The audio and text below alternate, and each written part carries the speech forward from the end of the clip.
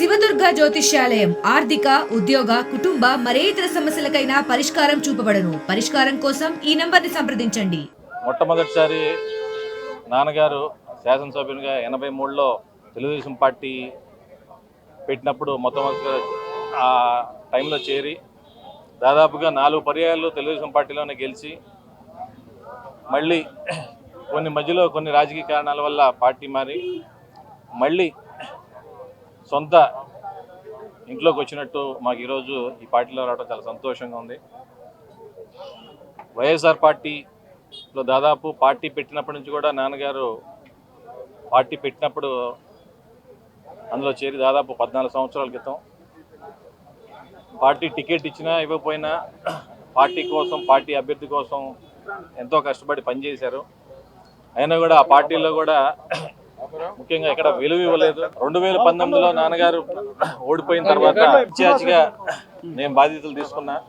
దాదాపు 4.5 సంవత్సరం అద్దంకి నియోజకవర్గంలో ఏ విధంగా పనిచేసామో ఎంతో కష్టపడి పనిచేసాము. పార్టీ ఏ కార్యక్రమం చేసినా ముఖ్యంగా గడప గడప మన ప్రభుత్వం కార్యక్రమం కానివ్వండి, ఈ రాష్ట్రంలోనే అత్యధికంగా ఎక్కువ రోజులు తిరగటమే కాకుండా నిరంతరం ప్రజలతో మమేకమై నిరంతరం అందుబాటులో ఉంటూ ఎంతో కష్టించి పనిచేసినా కూడా చివరి 2 నెలల ముందు కూడా నీదే టికెట్ అని చెప్పి చివరిలో కేవలం ముఖ్యమంత్రి గారి బంధువులు వాళ్ళ సొంత నియోజకవర్గం అయ్యి కేవలం మా మీద ద్వేషంతో మమ్మల్ని అణగదొక్కాలని వేరే కొత్త అభ్యర్థిని తీసుకొని వచ్చి వాళ్ళ పార్ట్నర్ వాళ్ళ వ్యాపార భాగస్వామిని అద్దంకి నియోజకవర్గం తీసుకొని వచ్చి మమ్మల్ని బలిపశువం చేశారు. ఇప్పుడు ఏదైతే వ్యక్తి తీసుకొచ్చాడో అతను కూడా మరో బలిపశువే. ఎందుకంటే అతనికి ఏం తెలియదు. ఎక్కడి నుంచో అద్దంకి నియోజకవర్గం అంటే ఎంతో కీలకమైన నియోజకవర్గం.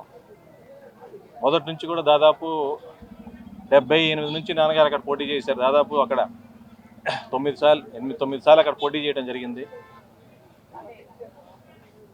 ఎంతోమంది నాయకులతో పరిచయాలు, ప్రజలతో ఎన్నో సంవత్సరాలుగా పోరాటమే కాకుండా అభివృద్ధి కార్యక్రమాల్లో ఎప్పుడు ముందుండి నడిపించిన వ్యక్తి మా నాన్నగారు.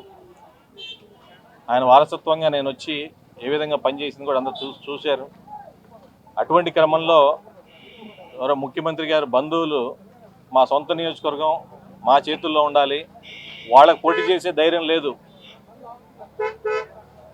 వాళ్ళు నిలబడి పోటీ చేసే ధైర్యం లేదు, ఎవరినో ఒకరిని బలిపశువుని తీసుకొని వచ్చి పెట్టి మమ్మల్ని ఇబ్బంది పెట్టి 4వ సంవత్సరం కూడా అనేక రకమైన ఇబ్బందులు గురి చేయటం, ఏ కార్యక్రమం కూడా ఏ పనులు చేసినా కూడా మమ్మల్ని ముందుకెళ్ళనీయకుండా చేసి అనేక రకమైన ఇబ్బంది పెట్టారు. అయినా కూడా పార్టీ కోసం అప్పుడు వైఎస్ఆర్ పార్టీలో ఉన్నాం, అధినేత చెప్పినట్టే నడుచుకుంటూ పార్టీ దృష్ట్యా పార్టీని మెరుగుపరిచే దిశగా పనిచేసాం.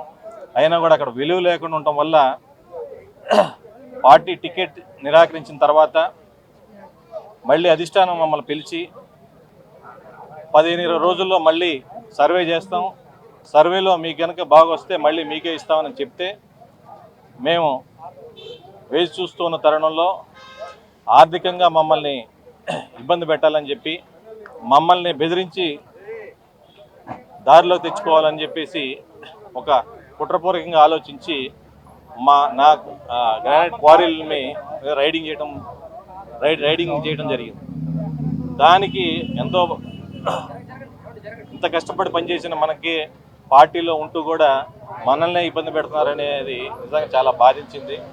ఇది అందరి నాయకులతో కూడా డిస్కస్ చేసి ఈ పార్టీలో మనకు విలువ లేదు, ముఖ్యంగా ఇక్కడ ముఖ్యమంత్రి గారి బంధువులు ఎవరైతే ఉన్నారో వాళ్ళు ఉన్నంత వరకు మమ్మల్ని ఎక్కిరానీరు.